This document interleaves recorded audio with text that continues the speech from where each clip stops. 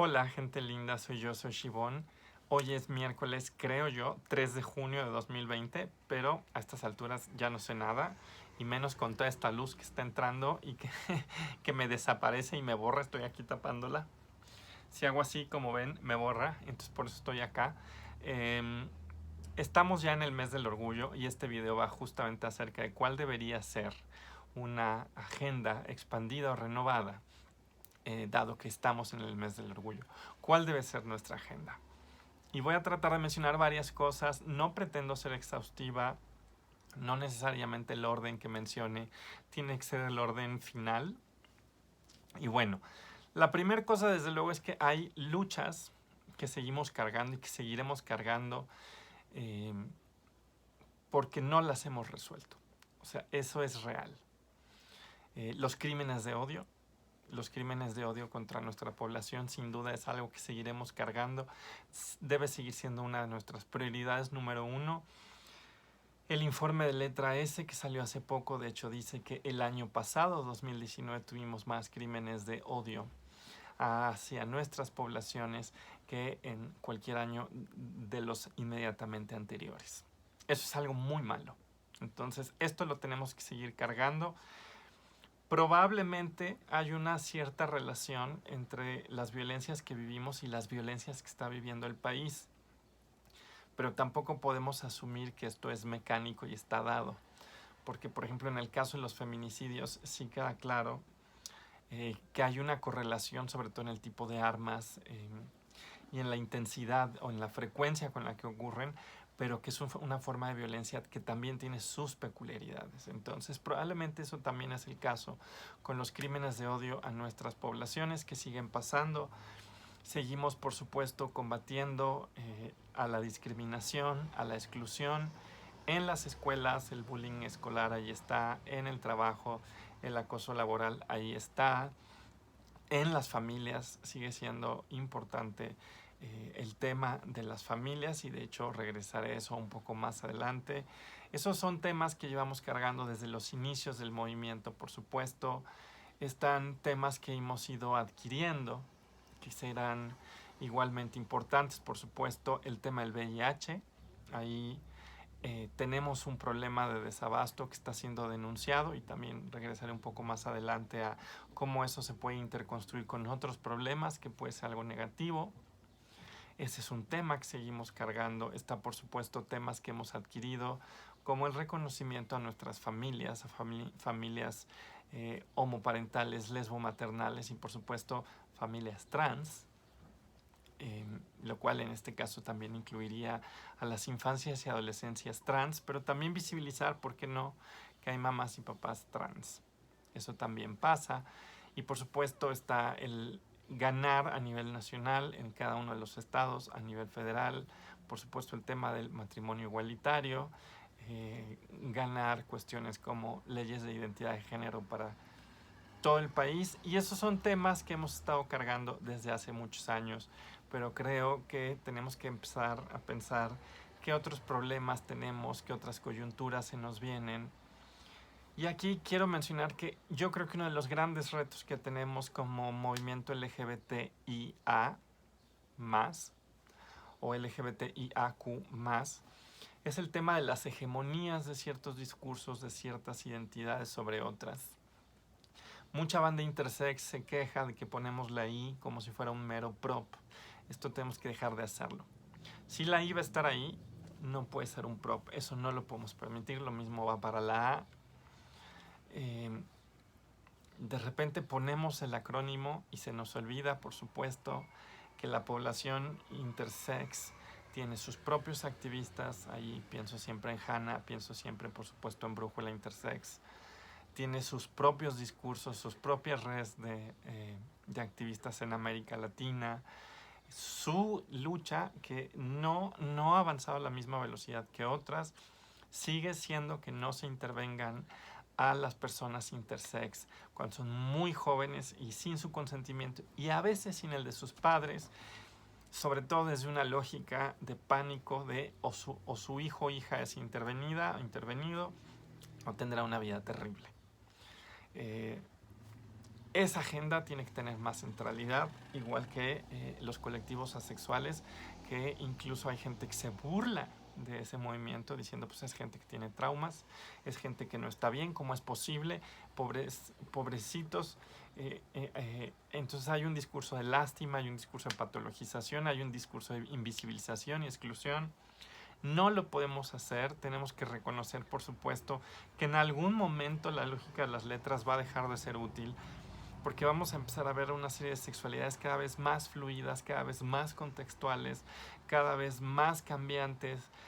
Vamos a empezar a reconocer muchísimas sutilezas en la sexualidad de cada quien y probablemente hay un punto donde el acrónimo no nos dé. Lo que sí es cierto es que seguimos cargando la lógica de narrativas hegemónicas que no nos dejan ver otras luchas y eso tenemos que dejar de hacerlo. Algo inminente que yo estoy temiendo, y eso después de hablar con un par de conocidos, un par de amigos, es que me asusta qué va a pasar con las ONGs en este país en los próximos 2 años. Y eso creo que puede generar una situación muy grave de crisis de derechos humanos en un par de años. Quiero explicar a qué me refiero. México nunca ha tenido una gran cantidad de ONGs. De hecho, si ustedes llegan a ver algún comparativo, hay comparativos en América Latina de cuántas ONGs por cada 100,000 habitantes tiene un país. Y México tiene muy pocas. México tiene muy pocas ONGs por cada 100,000 habitantes. Tenemos aproximadamente, si no me equivoco, el 30% de las ONGs que, dada esa formulación, tienen países como Chile o Argentina. O sea, teníamos pocas. De esas pocas, por supuesto, muchas cerraron cuando dejó de darse apoyo de parte del Estado a las organizaciones de la sociedad civil. Entonces quedaron pocas, quedaron algunas que tienen financiamiento internacional o algunas que simplemente no funcionaban bajo lógicas de financiamiento. De gente que pues finalmente tenía más o menos un ingreso, tenía más o menos la vida más o menos resuelta y no necesitaba un financiamiento. Pero hemos perdido algunas ONGs del año pasado a este, y eso sí es de preocuparse, porque este año en particular, por todo lo que estamos viviendo del COVID, no solo se nos han muerto activistas importantes, y ahí está el caso de Brigada Callejera, sino hay un problema de financiación. Las grandes financiadoras internacionales ya dijeron que todo el mundo trate de sobrevivir, porque el próximo año va a haber aproximadamente un 30% del dinero disponible y el 2022 aproximadamente el 70%. Eso quiere decir que gran parte de las ONGs que subsisten con financiamientos internacionales probablemente truenen. Y aquí todo el mundo va a tener que apostar para tratar de sobrevivir. Y esto sí puede dar lugar a una tormenta perfecta, porque las ONGs, si bien no son todas perfectas y tienen muchas contradicciones, llevan a cabo una tarea importante dentro del ecosistema de los derechos humanos, y es que muchas de ellas están conformadas por las propias personas que están defendiendo sus derechos. Dan voz a sectores específicos de la sociedad civil y expresan problemas que a veces no ve nadie más. Y a veces justamente organizan a la sociedad civil y se vinculan con el gobierno dando soluciones. Entonces aquí tenemos un problema, porque el problema es que vamos a ver la reducción, que ya teníamos pocas, pues ahora vamos a tener mucho menos ONGs de temas de género, de temas de diversidad sexual, de quizás de temas de VIH, no lo sé. Es muy probable que esto pase. Y por eso digo, esto es una cosa que nos puede llevar a que en 2 años tengamos una tormenta perfecta, porque la crisis económica va a afectar a todos los países. Y la crisis que estamos viviendo está generando finalmente una serie de tensiones sociales. Entonces, vamos a necesitar a los activismos en 1 o 2 años y ahora. Entonces, una cosa por la que creo que nos tenemos que empezar a preocupar es qué vamos a hacer con todo ese ecosistema de ONGs que velan por los derechos humanos. Yo creo que ahí se nos incubó un problema. Hace rato hablaba de lo del VIH.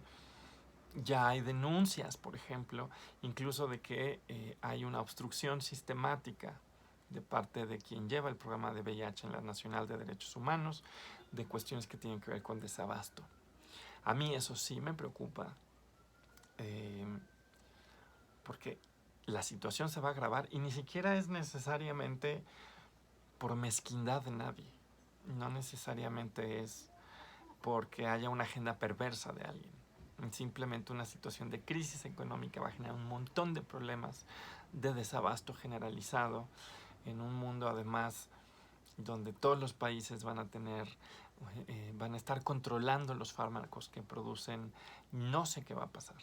Entonces, una cosa que sí creo que tenemos que mirar, y lo enfatizo los próximos años, con mucho cuidado, es que no se nos caigan las ONGs de derechos humanos. Además, llevan a cabo tareas muy importantes. Por ejemplo, en esta crisis estamos viendo que muchos chavos LGBT están teniendo problemas en sus casas. Algunos están siendo corridos de sus casas. Creo que yo ya mencioné aquí que incluso en la UNAM hay casos donde de repente la propia universidad dice, chin, están corriendo, están agrediendo a nuestros estudiantes en sus propios hogares. ¿Qué se hace?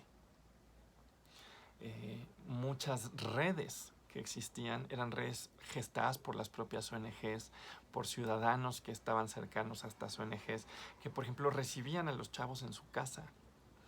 Ahorita con el COVID eso no se puede. Y ahorita las organizaciones tampoco tienen dinero. Entonces, algo que tenemos que empezar a exigir, por ejemplo, es tener refugios para jóvenes LGBT. Si oyen el podcast de Luis Almaguer, que se los recomiendo, que es este podcast de La Hora Trans, hace poco ella entrevistó de nuevo a Kenia Cuevas y Kenia estaba contando que el proyecto que ella encabeza, que es precisamente un refugio que originalmente estaba pensándose para trabajadoras sexuales trans, y que si iba a abrir en 2021 se tuvo que abrir antes por las necesidades de la crisis, y que por supuesto están aceptando y están alimentando a quien puedan. Entonces esto nos hace ver que tenemos un vacío en esta ciudad y probablemente en este país, y es que necesitamos refugios para juventudes LGBT. Alguien podría decir, bueno, lo ideal es que no los corran de su casa, por supuesto, y hay campañas para eso, pero a veces vamos a fallar y necesitamos eso. Entonces, es claro que en esta agenda expandida tendríamos que desmontar estas narrativas hegemónicas, darle voz a otros cuerpos, a otras identidades, a otras sexualidades, pensar también en términos de la coyuntura que estamos viviendo, cómo va a afectar nuestro ecosistema de derechos humanos, cómo está afectando ya ciertas poblaciones, y pensar si tenemos, por ejemplo, la infraestructura necesaria para eso, y la respuesta es que no, y esto se ve muy claro. Hay, por supuesto, un pendiente con las infancias trans, y yo no voy a dejar de insistir en eso. Sí me parece triste que la ley esté arrestada. Me parece triste que tengamos una serie de leyes importantes, tanto a nivel federal como a nivel local, y que no estén saliendo. La gente que sabe el tema me dice, no te preocupes si va a salir, simplemente ahorita el Poder Legislativo está atorado. Y esperemos que así sea, porque está la cuestión de los ECOSIGs, está la cuestión nacional y local de los ECOSIGs, de estas terapias reparativas, que desde luego es un tema que tenemos pendiente. Y está la cuestión de infancias trans en Ciudad de México.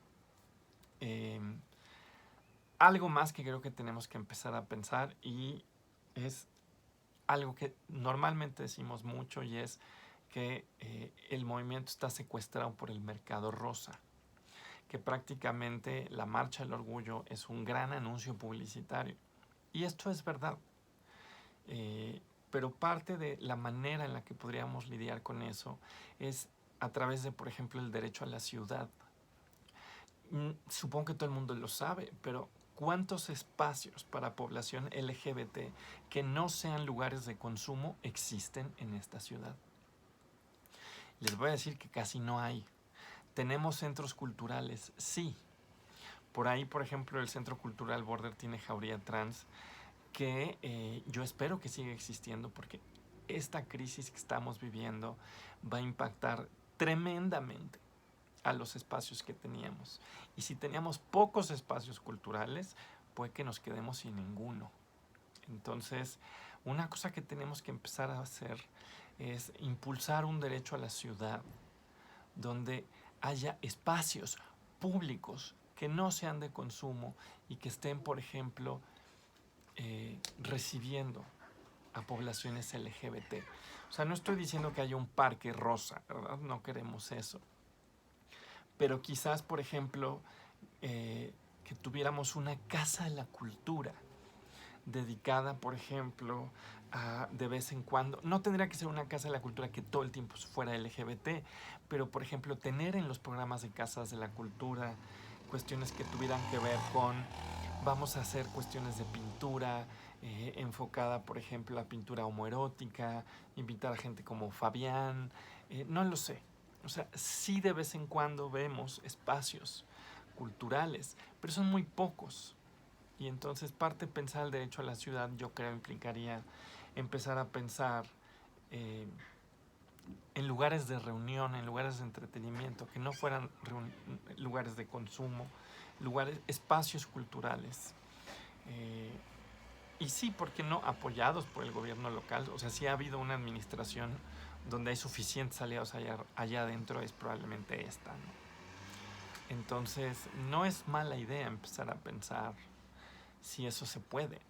O sea, alguien puede decir, bueno, pero nos están matando y tú estás pensando en que haya, por ejemplo, actividades en los parques dedicadas a familias diversas para que sus hijos jueguen. Sí, sí creo que también es algo que podemos empezar a hacer, eh, arropar en los espacios públicos a nuestras poblaciones. Eso se me ocurre que puede ser una agenda. Desde luego, tenemos el tema pendiente del trabajo, de la precarización, no solo con la población trans, pero en el caso de la población trans es tremenda. Yo sí creo que tenemos que empezar a ver si una ley de cuotas puede funcionar para la población trans. Me queda claro que para la población LGB probablemente ya están satisfechas las cuotas que podrían existir. Entonces ahí la aproximación tendría que ser otra. Ver, por ejemplo, si los lugares de trabajo son espacios seguros, si los lugares de trabajo son incluyentes, si hay promoción, eso sí tienes que estar en el closet. Está desde luego el tema de las escuelas, que es un tema que llevamos cargando desde hace un montón de tiempo. Seguimos teniendo un montón de bullying, de acoso escolar. Ese es un tema que tenemos pendiente. Y bueno, pues yo creo que no le sigo, porque bueno, yo sí creo que la agenda no solo no se ha acabado, sigue viva, seguimos cargando los temas históricos, seguimos cargando temas que hemos adquirido y también, por supuesto, hay cuestiones novedosas.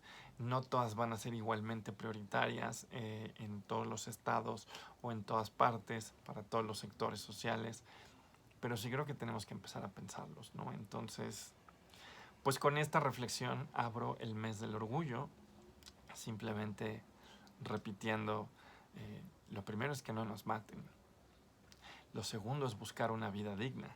Y una vida digna es más que ser un consumidor. Es tener, por ejemplo, escuelas seguras, trabajos seguros, incluyentes, respetuosos, acceso a espacios que, de nuevo, sean espacios públicos, que nos convoquen también a nosotras, a nosotros, a nosotres, que no mutilen a nuestros compañeros de lucha cuando han sido recién nacidos, que haya precisamente un respeto de la agencia de cada quien.